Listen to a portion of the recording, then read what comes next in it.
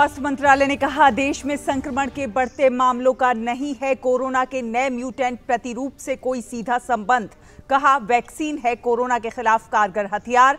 Covishield vaccine को बताया पूरी तरह सुरक्षित।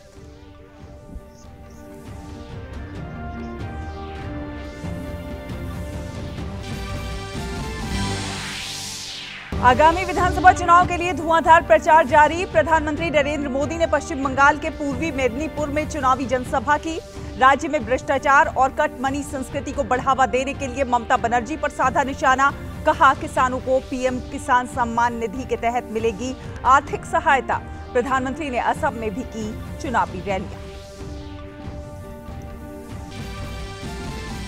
प्रधानमंत्री नरेंद्र मोदी आगामी 26 मार्च को जाएंगे बांग्लादेश की 2 दिवसीय यात्रा पर। विदेश मंत्रालय ने कहा, प्रधानमंत्री बांग्लादेश यात्रा से बेहद उत्साहित। यात्रा दोनों देशों के संबंधों को देगा नया आयाम।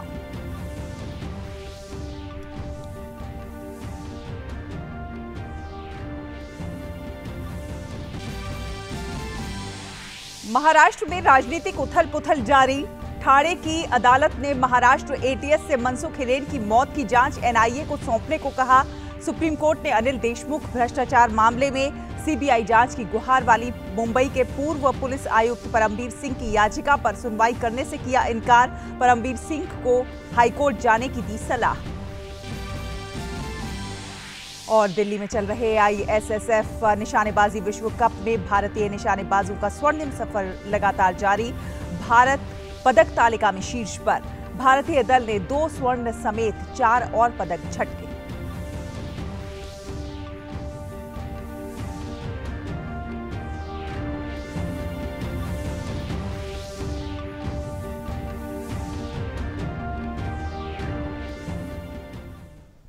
नमस्कार और आपके साथ मैं हूं शहला निगार। बुलेटिन की शुरुआत करते हैं। देश में कोरोना संक्रमण के बढ़ते हुए मामलों के बीच आज केंद्रीय स्वास्थ्य मंत्रालय ने एक प्रेस कॉन्फ्रेंस की।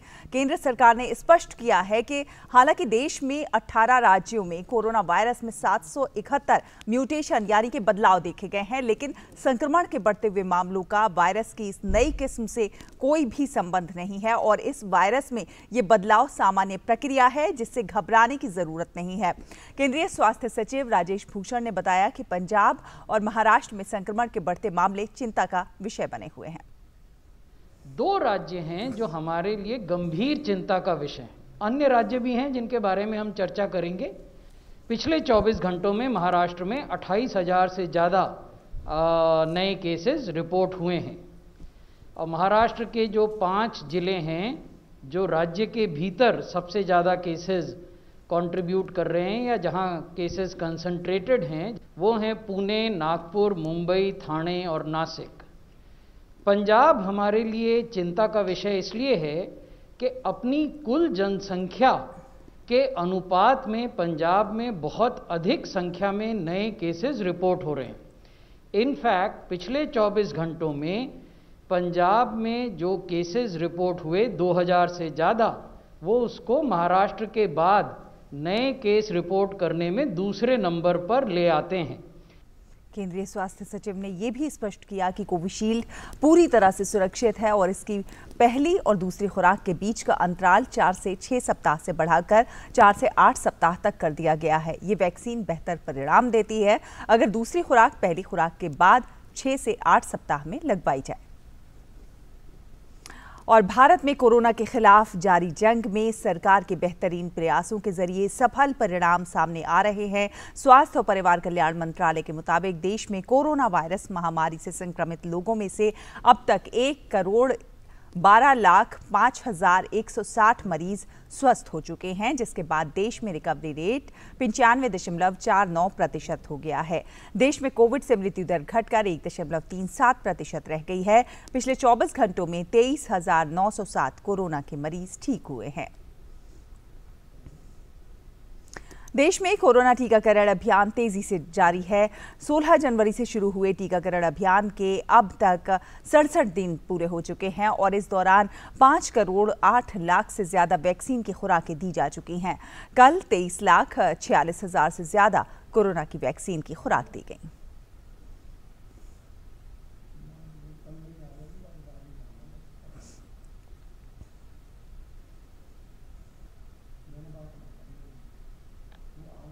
और 4 राज्य और 1 केंद्र शासित प्रदेश में हो रहे विधानसभा चुनाव की बात करते हैं। उसे देखते हुए राजनीतिक दलों ने अपने अपने चुनाव प्रचार तेज कर दिए हैं।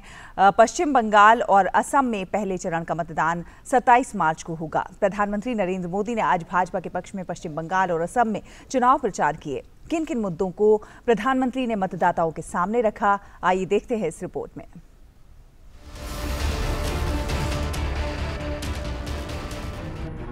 पश्चिम बंगाल में पहले चरण के लिए 27 मार्च को वोट डाले जाएंगे। इससे पहले सभी राजनीतिक दलों ने राज्य में अपने चुनाव प्रचार अभियान को तेज कर दिया है। प्रधानमंत्री नरेंद्र मोदी बुधवार को अधिकारी परिवार के गढ़ मिदनापुर जिले के कांथी में जनसभा को संबोधित करने पहुंचे। प्रधानमंत्री ने रैली में ममता बनर्जी और टीएमसी पर जमकर हमला बोला। प्रधानमंत्री ने कहा कि आज बंगाल के कोने कोने से एक ही आवाज आ रही है, 2 मई दीदी जाच्छे और आसोल परिवर्तन आच्छे, यानी 2 मई दीदी गई और असली परिवर्तन आ रहा है। बंगाल के हर मुख से एक ही आवाज आ रही है, 2 मई दीदी जाच्छे, आसोल परिवर्तन अच्छे।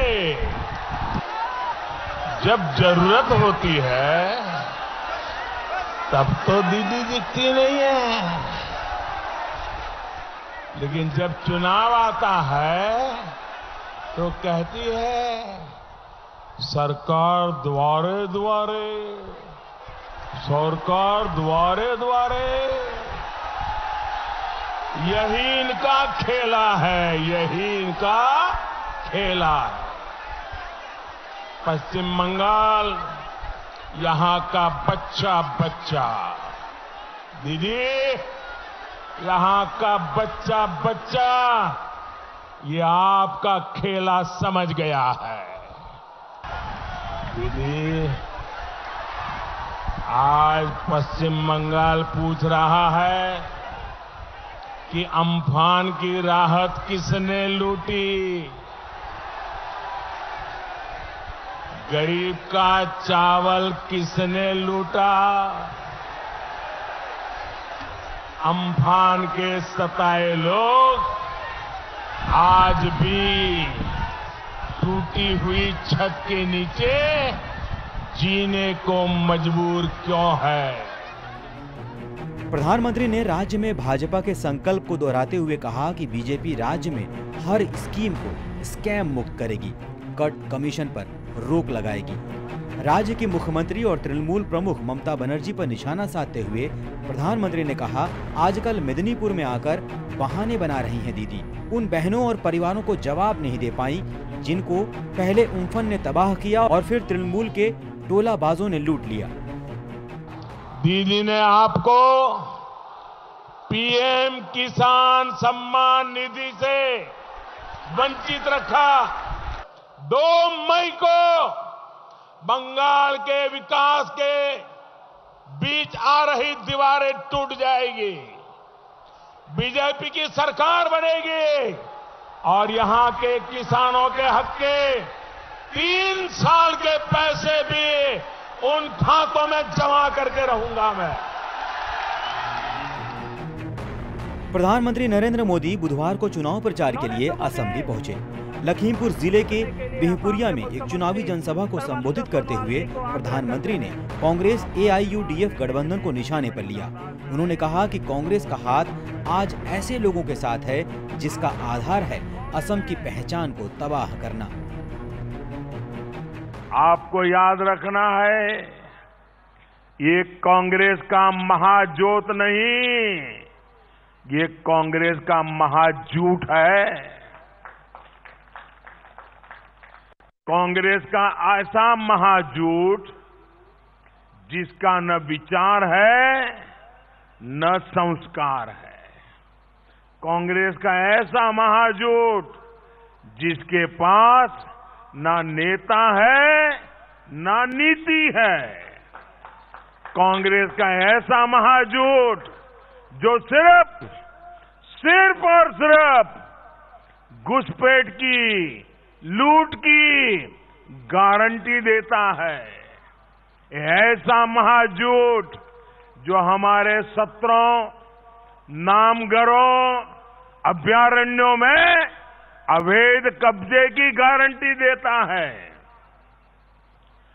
कांग्रेस का ऐसा महाझूठ जो अवैध शिकार की और करप्शन की गारंटी दे सकता है, ये कांग्रेस का एक ऐसा महाझूठ है जो अपनी सत्ता के लिए असम के गौरव को, असम की चाय तक को पूरी दुनिया में बदनाम कर सकता है। प्रधानमंत्री ने राज्य के मंगलदोई जिले के सीपाझार में भी एक चुनावी रैली को संबोधित किया। गौरतलब है कि पश्चिम बंगाल में कुल 294 विधानसभा सीटों के लिए 8 चरणों में, जबकि असम की 126 विधानसभा सीटों के लिए 3 चरणों में वोट डाले जाएंगे।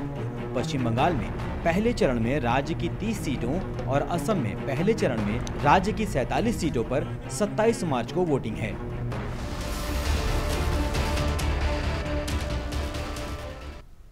और बात करें दक्षिण भारत की, तो दक्षिण भारत के चुनावी राज्यों में भी प्रचार अभियान चरम पर है। केंद्रीय गृह मंत्री और भाजपा के वरिष्ठ नेता अमित शाह ने केरल के कोल्लम में एक चुनावी जनसभा को संबोधित किया। अमित शाह ने कांग्रेस के यूडीएफ और कम्युनिस्ट पार्टी के एलडीएफ गठबंधन पर भ्रष्टाचार का आरोप लगाया। अमित शाह ने भ्रष्टाचार मुक्त शासन देने के लिए भाजपा को मौका देने का आह्वान किया। कम्युनिस्ट पार्टी और कांग्रेस पार्टी ने यही केरल को भ्रष्टाचार का अड्डा बना दिया है। कांग्रेस आती है तो सोलर स्कैम होता है और कम्युनिस्ट आती है तो डॉलर स्कैम होता है। जिस केरल में कभी भ्रष्टाचार की बात नहीं होती थी, पूरे देश के अंदर आज ये डॉलर स्कैम और गोल्ड स्कैम के चर्चे लगते हैं। केरल की जनता मोदी जी के नेतृत्व में भारतीय जनता पार्टी को अपना आशीर्वाद दे।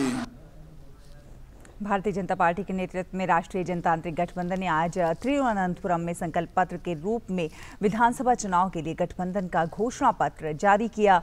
राज्य में मंदिरों के प्रबंधन को राजनीतिक और सरकारी हस्तक्षेप से मुक्त करने, सबरीमला मंदिर के विश्वास और परंपरा को बनाए रखने और राज्य में लव जिहाद को रोकने के लिए कानून बनाने, समाज कल्याण पेंशन को बढ़ाकर 3,500 रुपए मासिक करने, परिवार में कम से कम एक व्यक्ति को नौकरी देने सहित कई प्रमुख वायदे एनडीए की संकल्प पत्र में दिए गए हैं। राज्य में तमाम एनडीए नेताओं की मौजूदगी में केंद्रीय सूचना एवं प्रसारण मंत्री और भाजपा के वरिष्ठ नेता प्रकाश जावड़ेकर ने बुधवार को गठबंधन का ये संकल्प पत्र जारी किया। Kerala was waiting for such announcements. Employment for at least one in every family. Terrorism-free Kerala. Hunger-free Kerala. Legislation for Sabrimala. Monthly 5,000 rupees for a earner patient. Free laptop to high school students. Legislation on love jihad, 5-acre land to all landless SC and ST families, 6 free cylinders to all the BPL families, 6 free cylinders, and all over development. These are the promises made through our manifesto. और अब अगली खबर का रुख करते हैं। प्रधानमंत्री नरेंद्र मोदी 26 और 27 मार्च को बांग्लादेश के दौरे पर जा रहे हैं। प्रधानमंत्री की कोविड-19 के बाद ये पहली विदेश यात्रा है जो बांग्लादेश के साथ हमारे महत्वपूर्ण संबंधों को दर्शाती है। ये यात्रा 3 युगांतरकारी घटनाओं, मुजीब बोरशो, शेख मुजीबुर रहमान की जन्म शताब्दी, भारत और बांग्लादेश के बीच राजनयिक संबंधों की स्थापना के 50 वर्ष और बांग्लादेश की स्वतंत्रता के लिए हुए युद्ध के 50 वर्ष के स्मरणोत्सव के संबंध रखती है। प्रधानमंत्री ने बांग्लादेश में अपना पिछला दौरा 2015 में किया था। The visit comes at a momentous time in our bilateral ties. Bangladesh is celebrating the 50th anniversary of its liberation war. India had lent its full support to this noble cause in which Indian soldiers also sacrificed their lives. Both countries are commemorating 50 years of the establishment of diplomatic ties this year. India, as you're aware, was one of the first countries to recognize Bangladesh in 1971, and 6th of December 1971 to be precise.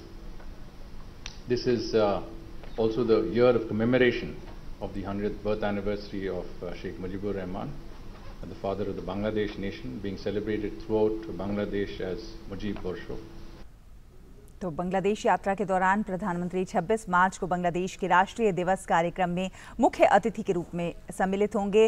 प्रधानमंत्री के कार्यक्रम में प्रधानमंत्री शेख हसीना के साथ द्विपक्षीय वार्तालाप के अलावा बांग्लादेश के राष्ट्रपति मोहम्मद अब्दुल हामिद, बांग्लादेश के विदेश मंत्री डॉक्टर AK अब्दुल मोमेन के साथ भेंट भी शामिल है। The Prime Minister will join Bangladesh's National Day celebrations on 26 March and will deliver an address on the occasion at the National Parade Ground in Dhaka. During his 2-day program, the Prime Minister will call on His Excellency Mr. Abdul Hamid, President of Bangladesh. He will hold restricted and delegation talks with Prime Minister Sheikh Hasina. Dr. AK Abdul Momen, Foreign Minister of Bangladesh, will call on the Prime Minister. The Prime Minister will also interact with diverse groups of Bangladesh's quality and society. और अब अगली खबर, मनसुख हिरेन की मौत की जांच के मामले में आज एक बड़ा फैसला आया है। अब इस मामले की जांच NIA करेगी। ठाणे सेशंस कोर्ट ने मुंबई ATS को मनसुख हिरेन की मौत के मामले की जांच रोकने और केस NIA को सौंपने को कहा है। NIA ने कोर्ट से कहा था कि गृह मंत्रालय के आदेश के बावजूद मुंबई ATS ने मामले को NIA को नहीं सौंपा था। और भारत के लोकपाल जस्टिस पिनाकी चंद्र घोष ने मंगलवार को अपने कार्यालय में एक वेबिनार का आयोजन किया। कॉन्फ्रेंस का विषय भ्रष्टाचार विरोधी कार्यनीतियों का समन्वय था। इस वेबिनार में CBI, CVC, प्रवर्तन निदेशक और DOPT मंत्रालय के सचिव सहित लोकपाल के सभी सदस्य और अन्य संस्थाओं ने भाग लिया। इस अवसर पर मीडिया से बात करते हुए जस्टिस पिनाकी चंद्र घोष ने कहा कि भ्रष्टाचार को रोकने के लिए सभी संस्थाओं के साथ समन्वय बनाकर एक टीम के रूप में काम किया जाएगा ताकि देश में भ्रष्टाचार को रोका जा सके। Bringing synergies in anti-corruption strategies, ये वेबिनार का हिस्सा होंगे।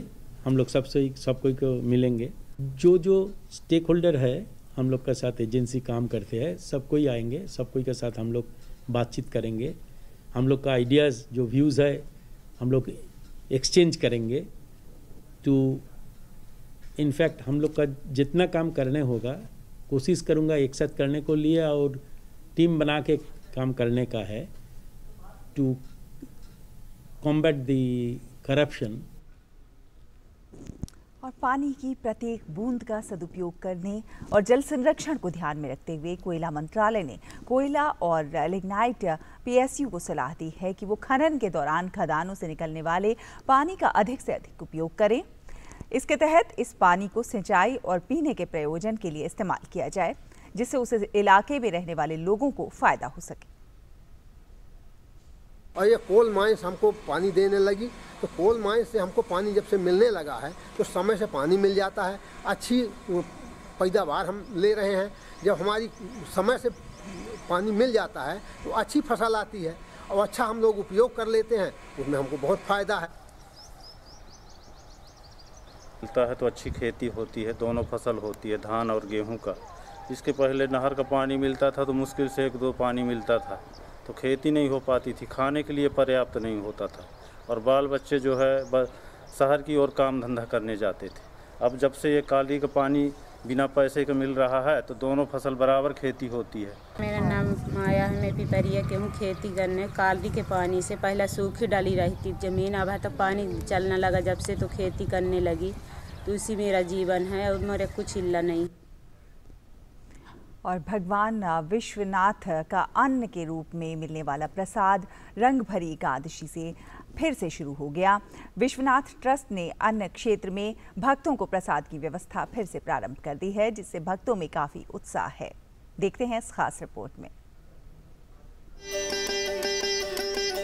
बाबा की नगरी में कोई भूखे पेट नहीं सोता, ऐसी काशी की मान्यता है। इसी के अंतर्गत काशी विश्वनाथ ट्रस्ट अन्न क्षेत्र में भक्तों को, श्रद्धालुओं को अन्न रूपी प्रसाद उपलब्ध कराता है। बाबा के जीवन में रंगभरी एकादशी का विशेष महत्व है, इसलिए आज से फिर से अन्न क्षेत्र का कार्यक्रम शुरू हुआ। क्या मंत्री, क्या कमिश्नर, सब भक्तों को अन्न रूपी प्रसाद परोसते नजर आ रहे थे। काशी के बारे में मान्यता है कि मां अन्नपूर्णा की, बाबा विश्वनाथ की यहाँ पर असीम अनुकंपा है। कोई व्यक्ति यहाँ पर कभी भी भूखा नहीं रह सकता, भूखा नहीं सोता। सबको भोजन का प्रबंध बाबा विश्वनाथ, मां अन्नपूर्णा स्वयं करते हैं। उसी क्रम में बाबा के कृपा से शिव रसोई का प्रारंभ यहाँ पर हो रहा है और आम जनता द्वारा स्वयं इसको संचालित करने का बीड़ा उठाया गया है। विश्वनाथ ट्रस्ट ने यह व्यवस्था की है कि आम लोगों के सहयोग से यह चलेगा तथा कोई भी 11,000 देकर उस दिन अपने नाम या अपने परिजन के नाम से प्रसाद वितरण करवा सकता है। काफी इंतजार के बाद प्रथम दिन श्रद्धालुओं ने प्रसाद पाया और अपने आप को सौभाग्यशाली बताया। हम लोग आज यहाँ बाबा विश्वनाथ और मां अन्नपूर्णा के अन्न क्षेत्र में प्रसाद ग्रहण कर रहे हैं। ये बहुत ही सौभाग्य की बात है, हम लोग को प्रसाद ग्रहण करने का अवसर मिला। लॉकडाउन के बाद ये अभी पहली बार ये शुरू हुआ है, फर्स्ट टाइम हुआ है। हम लोग यहाँ से गुजर रहे थे तो यहाँ देखा कि यहाँ अन्न क्षेत्र खुला हुआ है। आए तो देखे यहाँ पे इतना भव्य उद्घाटन हुआ, तो हमने अपनी बहन से बोला कि पहले चल के यहाँ प्रसाद ग्रहण करते हैं फिर कुछ करते हैं। तो आज रंगभरी एकादशी के अवसर पे हम लोगों ने यहाँ पे अन्न का प्रसाद ग्रहण किया। अब बाबा के आशीर्वाद से सभी लोग, जितने भी नीडी लोग हैं, सबको भोजन मिलेगा। ये बहुत अच्छा कार्यक्रम है, बड़े गर्व की बात है कि हमको भी मौका मिला यहाँ प्रसाद ग्रहण करने का। काशी क्षेत्र में पुनः अन्न क्षेत्र का खुलना प्रधानमंत्री के काशी विश्वनाथ कॉरिडोर का ही एक अंग है, जिससे दूर दूर से आए श्रद्धालु बाबा का प्रसाद पा सकें। और स्विट्जरलैंड की ब्रोकरेज फर्म क्रेडिट स्विस ने कहा है कि भारत में 100 ऐसी स्टार्टअप कंपनियां हैं जिनका कुल मूल्यांकन लगभग 17,408 अरब है। यूनिकॉर्न यानी वो कंपनियां जो $1 अरब या अधिक मूल्यांकन वाली होती हैं। भारत में ये कंपनियां उपभोक्ता सामग्री, दवा और तकनीकी क्षेत्रों में फैली हैं और इनमें से 2/3 कंपनियां 2005 के बाद बनी हैं। 5 वित्तीय प्रौद्योगिकी कंपनियों का मूल्यांकन 1,597 अरब है। इनमें से कुछ नाम काफ़ी लोकप्रिय हैं, जिनमें Course24, Razorpay, Unacademy, Lenskart, Ola Electric, Delhivery, OYO, Swiggy, Paytm Mall जैसे ब्रांड्स शामिल हैं। तो इसी के साथ हिंदी समाचारों की संख्या में फिलहाल इतना ही। नमस्कार।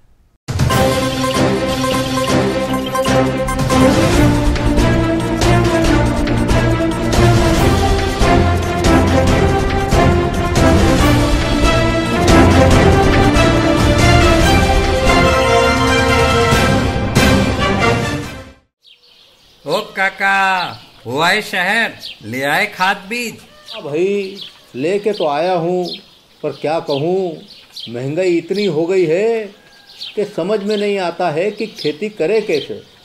फसल भी अच्छी नहीं होती है, ये दवाइयाँ नहीं डालूँ तो कर्जा करके लाओ, कैसे भी लाओ, लाना तो पड़ेगा ही। और ये दवाई की दुकान का कर्जा तो ख़त्म होने का नाम नहीं लेता। लाना तो मुझे भी है, पर सब कुछ इतना महंगा है, कहाँ से लाऊं, किससे खरीदूं, किसके पास सही दामों में मिलेगा और क्वालिटी उत्पाद भी मिलेगा या नहीं। अपनी फसलों की सही दवाओं के लिए दूर दूर तक शहरों में जाना और दवाओं को लाना पड़ता है। फसलों के लिए दवाएं सही है या नहीं, ये जानकारी भी नहीं होती। फसलों की कटाई पर सही दाम मिलेंगे या नहीं, इन तमाम मुश्किलों से दूर होने के लिए आइए खेती बाड़ी केंद्र। खेती बाड़ी केंद्र एक ऑनलाइन सेवा केंद्र है, जिससे आप अपने मोबाइल के द्वारा जुड़ सकते हैं, जहां आपको अपनी खेती के लिए सही प्रकार की दवाएं मिलेंगी, वो भी होलसेल मूल्य पर।